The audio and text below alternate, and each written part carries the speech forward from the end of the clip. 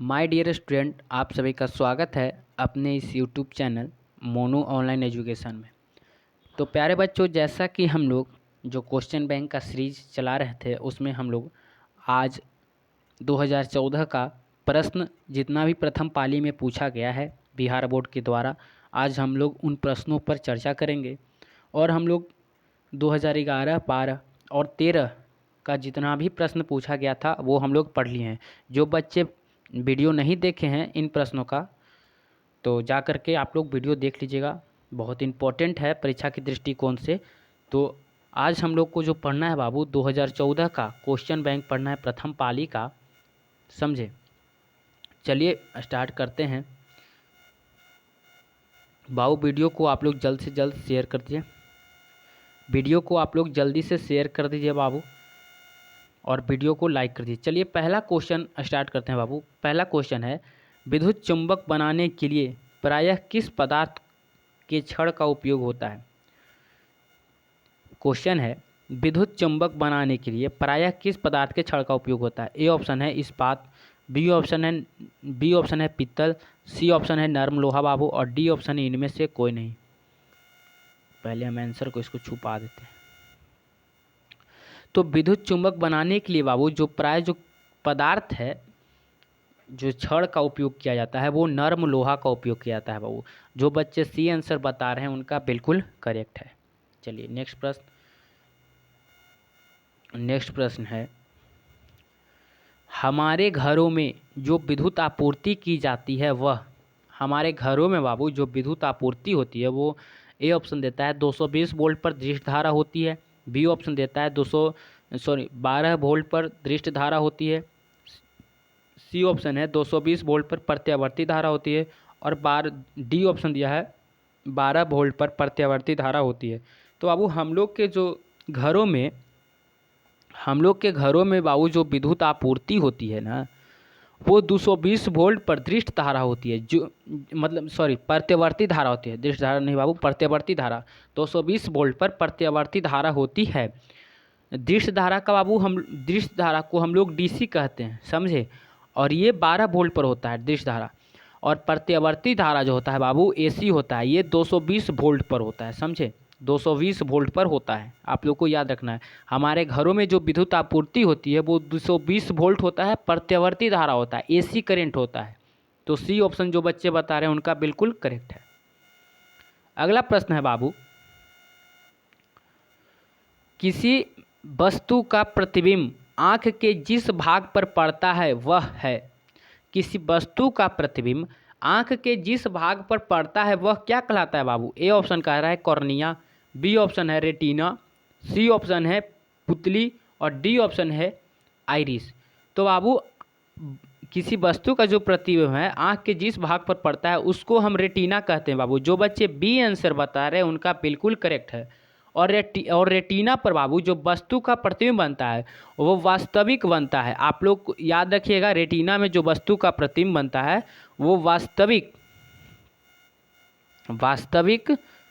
और छोटा बनता है बाबू, वास्तविक और छोटा बनता है, समझे। वास्तविक और छोटा बनता है, आप लोग याद रखिएगा। एक स्वस्थ आँख के दूरबिंदु होता है, एक स्वस्थ आँख के दूरबिंदु होता है, क्या होता है बाबू। ए ऑप्शन दिया है 25 सेमी मतलब सेंटीमीटर, बी 0, सी ऑप्शन दे रहा है 250 सेमी मतलब 250 सेंटीमीटर, डी ऑप्शन दे रहा है अनंत। तो बाबू एक स्वस्थ आँख की दूरबिंदु जो होता है वो अनंत होता है। एक स्वस्थ आँख का दूरबिंदु क्या होता है, अनंत होता है। वो जो दूरबिंदु कहेगा वो कितनी भी दूरी पर वो देख सकता है बाबू। उसकी आँख पता नहीं कहाँ तक उसको देखेगा, कोई पता नहीं है उसका, ठीक है।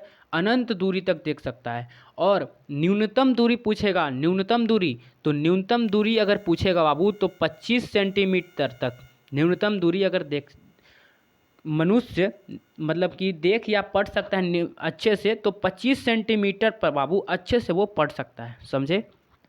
और अधिकतम देख सकता है बाबू अनंत दूरी तक, आपको याद रखना है, भूलना नहीं है।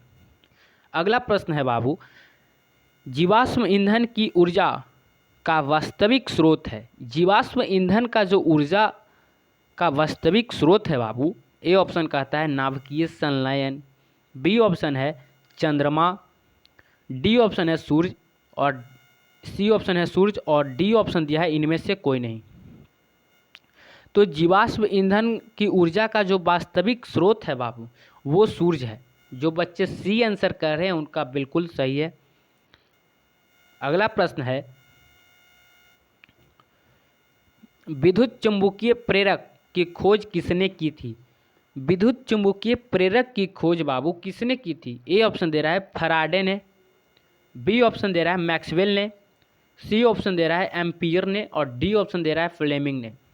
तो विद्युत चुम्बकीय प्रेरक की जो खोज किया था बाबू वो फराडे साहब है, माइकल फराडे हैं। फराडे ने विद्युत चुम्बकीय प्रेरक की खोज किया था। फराडे एक वैज्ञानिक का नाम है, उन्होंने ही विद्युत चुम्बकीय प्रेरक का खोज किए थे। चलिए अगला प्रश्न है, जो नेत्र निकट स्थित वस्तु को साफ नहीं देख सकता है उस नेत्र में होता है। देखो बाबू यहाँ पे बहुत सारा बच्चे कन्फ्यूजन होते हैं। यहाँ पे बच्चे जो है मार देते हैं और अच्छे से क्वेश्चन को नहीं समझते हैं और वो निकट दृष्टि दोष में वो मार देते हैं। यहाँ पे कह रहा है बाबू जो नेत्र निकट स्थित वस्तु को साफ नहीं देख सकता है उस नेत्र को निकट दृष्टि दोष बहुत से बच्चे मार देते हैं। ये बिल्कुल बी ऑप्शन जो है वो बिल्कुल गलत है, समझे।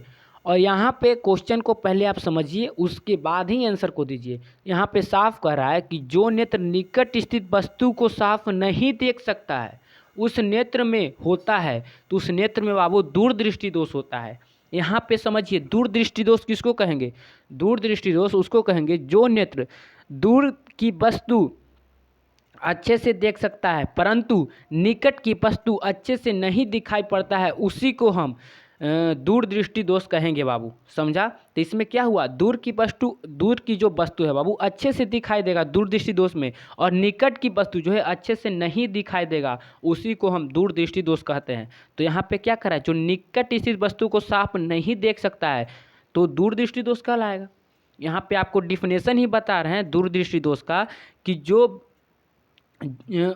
किसी नेत्र द्वारा दूर की वस्तु स्पष्ट रूप से दिखाई देगा परंतु निकट की वस्तु स्पष्ट रूप से दिखाई नहीं देगा, उसी को हम दूरदृष्टि दोष कहेंगे। और निकट दृष्टि दोष का क्या जो डिफिनेशन होता है बाबू निकट दृष्टि दोष का, वो निकट दृष्टि दोष का जो डिफिनेशन है वो कहता है कि जो नेत्र निकट स्थित वस्तु को साफ देख सकता है परंतु दूर स्थित वस्तु को साफ नहीं देख सकता है उसे निकट दृष्टि दोष कहेंगे।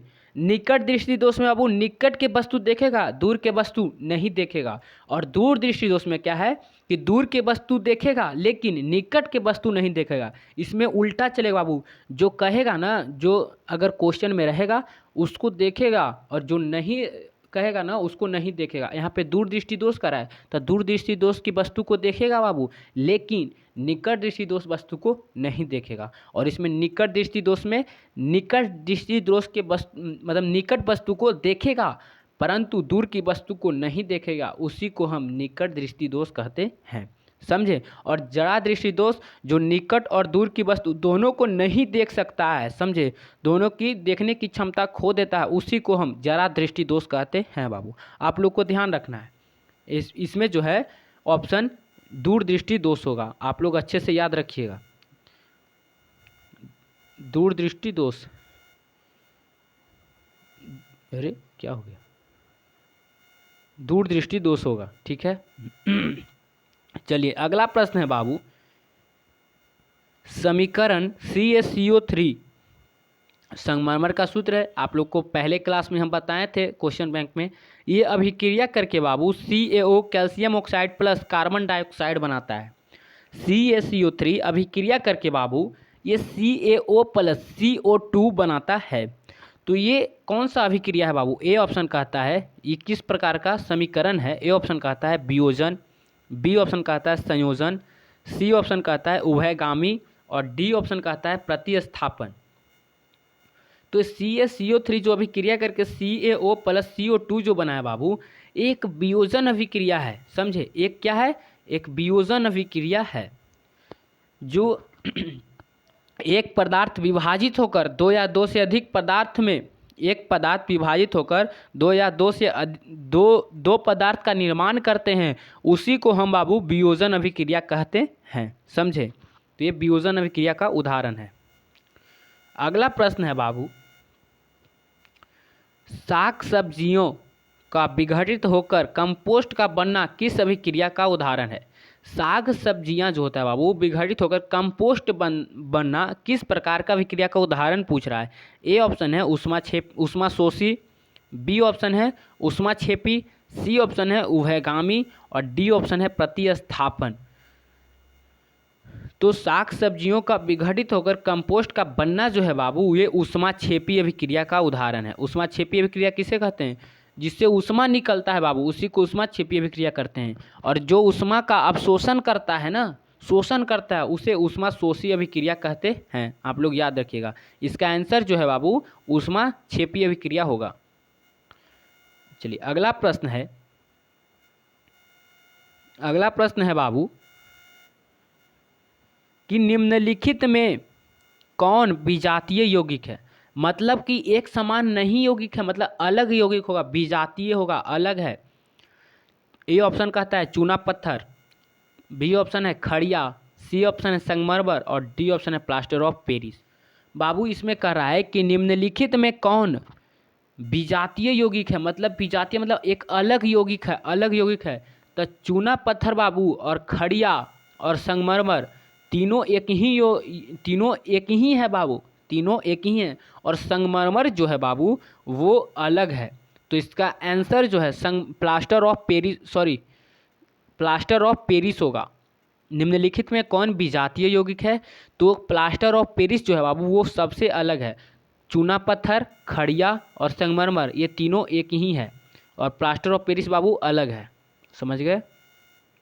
अगला प्रश्न है बाबू, निम्नलिखित में पीएच का कौन सा मान क्षारक विलयन का मान देता है? निम्नलिखित में से कौन पीएच का मान बाबू क्षारक विलयन का मान देता है? आप लोग को कल हम बताए थे पीएच मान कि बाबू 0 से लेकर के 7 तक जो है अम्लीय होता है। क्या होता है बाबू?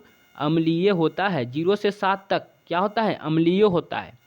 और 7 से 14 तक क्या होता है बाबू? क्षारीय होता है, भस्मीय होता है। क्या होता है? क्षारीय होता है। आप लोगों को कल हम बताए थे। और जो पीएच स्केल होता है बाबू उस पर कितना अंक अंकित रहता है? तो 0 से लेकर के बाबू उसमें जो अंक है पीएच स्केल में, जो अंक है बाबू 0 से लेकर के 14 तक जो है पीएच स्केल में अंक अंकित रहता है, मतलब दिखाया हुआ रहता है। उसमें से 0 से लेकर के 7 तक अम्लीय होता है और 7 से 14 तक जो होता है भस्मीय होता है, क्षारीय होता है। और 7 जो है बाबू 7 जो है वो क्या होता है? उदासीन होता है। आप लोगों को कल आया था क्वेश्चन में कि उदासीन विलयन का पीएच मान कितना होता है? तो 7 होता है बाबू। समझे? और पीएच मान 1909 ईस्वी में कौन से वैज्ञानिक ने दिए थे? सोरेनसर नामक वैज्ञानिक ने दिए थे। कल आप लोग को बताए हैं कि पीएच मान कितने ईस्वी में और कौन से वैज्ञानिक दिए थे? तो 1909 ईस्वी में बाबू सोरेनसर नामक वैज्ञानिक ने दिए थे। कहीं कहीं किताब में आप लोग देखिएगा ना तो 1910 ईस्वी भी रहेगा। समझे? तो 1909 ईस्वी जो है ना बाबू वो ठीक है, और किताब लिखता है तो ये भी 1910 ईस्वी भी सही होगा, पर 1909 ईस्वी ही होना चाहिए बाबू। कहीं कहीं किताब में लिखा हुआ रहता है 1910 ईस्वी भी, तो वो भी चलेगा। लेकिन अगर ऑप्शन में रहेगा 1909 तो 1909 मारेगा। चलिए यहाँ पे क्वेश्चन है कि निम्नलिखित में से पीएच का कौन सा मान क्षारक विलयन का मान देता है? तो 2, 7, सी ऑप्शन दिया 6 और 13 दिया। तो अब वो 2 जो है अम्लीय को दर्शाया, 7 उदासीन को अभी बताएं और सी ऑप्शन 6 है। 6 क्या है? अम्लीय है। और यहाँ पूछ रहा है क्या? क्षारक विलयन का पीएच मान। जो 13 है बाबू 7 से लेकर के 14 तक क्या है? क्षारीय है। तो यहाँ पे 13 क्या है? डी ऑप्शन बिल्कुल करेक्ट है। 13 क्या है? एक क्षारीय विलयन पीएच मान देगा। तो जो बच्चे डी ऑप्शन बता रहे हैं उनका बिल्कुल करेक्ट है। चलिए अगला प्रश्न है बाबू, कौन सा अधातु कमरे के ताप पर द्रव होता है? यहाँ पे क्वेश्चन अच्छे से पढ़ना है बाबू, तुरंत यहाँ पे पढ़ के आंसर नहीं दे देना, नहीं तो गलती हो जाएगा। यहाँ पे कह रहा है कौन सा अधातु पूछ रहा है, धातु नहीं पूछ रहा है, अधातु पूछ रहा है। कौन सा अधातु कमरे के ताप पर द्रव होता है? ए ऑप्शन कहता है ब्रोमीन, बी ऑप्शन कहता है पारा, सी ऑप्शन कहता है तांबा, डी ऑप्शन कहता है एल्युमिनियम। तो यहाँ पे जो क्वेश्चन कह रहा है कि कौन सा अधातु यहाँ पे अधातु दिया है, कमरे के ताप पर द्रव होता है, तो ब्रोमीन होता है बाबू। जो बच्चे ए आंसर बता रहे हैं उनका बिल्कुल करेक्ट है, ब्रोमीन।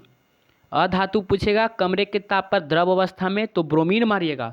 और अगर बाबू धातु पूछेगा तो पारा लिखना है। क्या लिखना है? पारा। अगर धातु पूछेगा बाबू तो पारा होगा, समझे? पारा धातु में आएगा। क्वेश्चन ऐसे रहेगा, कौन सा धातु कमरे के ताप पर द्रव होता है, तो आपको आंसर मारना है पारा। अगर ये क्वेश्चन पूछा कौन सा अधातु कमरे के ताप पर द्रव होता है, तो आप लोगों को ब्रोमीन मारना है। अधातु में ब्रोमीन और धातु में पारा। चलिए अगला प्रश्न है, आप लोग को कन्फ्यूजन नहीं होना है, याद कर लीजिए। सीसा और टीन की मिश्र धातु को कहते हैं। सीसा और टीन के मिश्र धातु को क्या कहते हैं बाबू? ए ऑप्शन देता है सोल्डर, बी ऑप्शन देता है स्टील, सी ऑप्शन देता है गन मेटल और डी ऑप्शन देता है उप धातु। सीसा और टीन के मिश्र धातु को जो है बाबू हम लोग सोल्डर कहते हैं। जो बच्चे ए आंसर बता रहे हैं उनका बिल्कुल करेक्ट है, समझे? अगला प्रश्न है, ऑक्सीजन के दो परमाणुओं के बीच कितने आबंध पाए जाते हैं? ऑक्सीजन के बाबू दो जो परमाणु होता है इसके बीच कितने आबंध पाए जाते हैं? इसके बीच जो है ना बाबू कितने आबंध पाए जाते हैं? तो इसके बीच दो आबंध पाए जाते हैं। ऑक्सीजन परमाणुओं के बीच कितने आबंध पाए जाते हैं? दो आबंध पाए जाते हैं, समझ गए? अगला प्रश्न है, निम्नलिखित में से किसे आप उपभोक्ता के श्रेणी में रखेंगे? उत्पादक नहीं कह रहा है बाबू, उपभोक्ता कह रहा है। निम्नलिखित में से किसे आप उपभोक्ता की श्रेणी में रखेंगे? ए ऑप्शन दिया है हरे पेड़ पौधे, बी ऑप्शन दिया है नील हरित शैवाल, सी ऑप्शन जंगली जानवर, डी फूल और पत्ते। तो बाबू उपभोक्ता की श्रेणी में रखेंगे किसको? तो जंगली जानवर को रखेंगे बाबू, समझे? उपभोक्ता की श्रेणी में किसको रखेंगे? जंगली जानवर को रखेंगे। जो सी ऑप्शन बता रहे हैं उनका बिल्कुल करेक्ट है। और हरे पेड़ पौधे जो होते हैं बाबू उत्पादक होते हैं, समझ गए? हरे पेड़, अगर उत्पादक पूछेगा तो ऑप्शन में दिया हुआ रहेगा हरे पेड़ पौधे, तो हरे पेड़ पौधे आप लोग को टिक कर देना है। चलिए अगला क्वेश्चन है, कवक में पोषण की कौन सी विधि होती है? बाबू कवक में पोषण की कौन सी विधि होती है? ए ऑप्शन है स्वपोषी, बी है मृतजीवी, सी है समभोजी और डी है इनमें से कोई नहीं। तो कवक में जो पोषण की विधि होती है ना बाबू वो क्या होती है? मृतजीवी होती है, मृतोपजीवी होती है, मृतजीवी। अगला क्वेश्चन है, मुकुलन द्वारा प्रजनन होता है। मुकुलन द्वारा किसमें प्रजनन होता है बाबू? ए ऑप्शन देता है अमीबा में, बी ऑप्शन ईस्ट में, सी ऑप्शन मलेरिया और डी ऑप्शन पैरामीशियम। तो बाबू आप लोग को हम पहले क्लास में बताए थे कि अमीबा में बाबू क्या होता है? द्विखंडन होता है। और पैरामीशियम में भी क्या होता है? द्विखंडन होता है। लिस्मेनिया में भी क्या होता है? द्विखंडन होता है। तो मुकुलन किस में होगा? ईस्ट में होगा। बी ऑप्शन जो बच्चे बता रहे हैं उनका बिल्कुल करेक्ट है। मुकुलन द्वारा प्रजनन ईस्ट में होता है बाबू, और अमीबा में क्या होता है? द्विखंडन होता है। पैरामीशियम में क्या होता है? द्विखंडन होता है, समझे? चलिए अगला क्वेश्चन है, मानव में डायलिसिस थैली है। मानव में डायलिसिस थैली क्या है बाबू? ए ऑप्शन है नेफ्रॉन, बी है न्यूरॉन, सी है माइटोकॉन्ड्रिया और डी है इनमें से कोई नहीं। डी है क्या? इनमें से कोई नहीं। तो मानव में जो डायलिसिस थैली है बाबू ये क्या है? नेफ्रॉन है। क्या है? नेफ्रॉन है। मानव में डायलिसिस थैली पूछेगा बाबू तो नेफ्रॉन है, समझे? चलिए अगला प्रश्न है, पुष्पी पौधों में लैंगिक जनन किसके द्वारा होता है? पुष्पी पौधों में लैंगिक जनन जो है बाबू किसके द्वारा होता है पूछ रहा है क्वेश्चन। ए कहता है पत्तियों द्वारा, बी ऑप्शन है तने द्वारा, सी ऑप्शन है फूलों द्वारा और डी है बीज द्वारा। तो पुष्पी पौधों में लैंगिक जनन जो है बाबू किसके द्वारा होता है? तो फूलों के द्वारा होता है। लैंगिक जनन किसके द्वारा होता है? पुष्पों में, पुष्पी पौधों में जो है लैंगिक जनन फूलों के द्वारा होता है, याद रखिएगा बाबू। लास्ट प्रश्न दिया है, लास्ट प्रश्न है बाबू कि निम्न में से कौन एक जैविक प्रक्रम द्वारा अपघटित होने वाला पदार्थ है? निम्न में से कौन जो है जैविक प्रक्रम द्वारा कह रहा है, अजैविक नहीं, जैविक प्रक्रम द्वारा अपघटित होने वाला पदार्थ है? ए है सूखे घास पत्ते, बी है पॉलीथीन गैस, सी है रबर और डी है प्लास्टिक की बोतलें। तो इसमें जैविक प्रक्रम द्वारा बाबू अपघटित होने वाला पदार्थ कौन है? तो इसमें सूखे घास पत्ते जो हैं बाबू ये जैविक प्रक्रम द्वारा अपघटित हो जाते हैं। जो बच्चे ए आंसर बता रहे हैं उनका बिल्कुल सही है। पॉलीथीन गैस लिखा हुआ है। पॉलीथीन गैस, रबड़ और प्लास्टिक की बोतलें जो है बाबू ये गलते नहीं हैं, समझे। ये क्या होता है, गलते नहीं है, सड़ते गलते ये नहीं है। सूखे घास पत्ते हैं जो सड़ गल के क्या होते हैं, वो कंपोस्ट, वो जैविक अपघटित द्वारा ख़त्म हो जाता है, सूखे घास पत्ते। और ये सब जो है बाबू ख़त्म नहीं होता है। तो लास्ट का सूखे घास पत्ते, जो बच्चे आंसर बता रहे हैं सूखे घास पत्ते, उनका बिल्कुल करेक्ट है। तो हम लोग 2014 का बाबू प्रथम पाली का प्रश्न जो दिया था, 20 क्वेश्चन पूछा गया था प्रथम पाली में, हम लोग पढ़ लिए। कल जो है बाबू हम लोग 2014 का द्वितीय पाली का प्रश्न पढ़ेंगे, क्योंकि आज टाइम हो गया तो द्वितीय पाली का प्रश्न पढ़ेंगे। आज के लिए इतना ही। और जो बच्चे वीडियो को लाइक नहीं किए हैं बाबू, लाइक कर दीजिए। और जो बच्चे नहीं पढ़ पाए हैं उनको उनके पास बाबू आप लोग जो है उनके पास आप लोग शेयर कर दीजिए, समझे। उनके पास आप लोग शेयर कर दीजिए, जो बच्चे नहीं पढ़े हैं उनके पास शेयर कर दीजिए। और बाबू वीडियो को लाइक और सब्सक्राइब कर दीजिए चैनल को, ठीक है। आज के क्लास इतना ही। कल के क्लास में हम लोग बाबू मिलते हैं, ठीक है।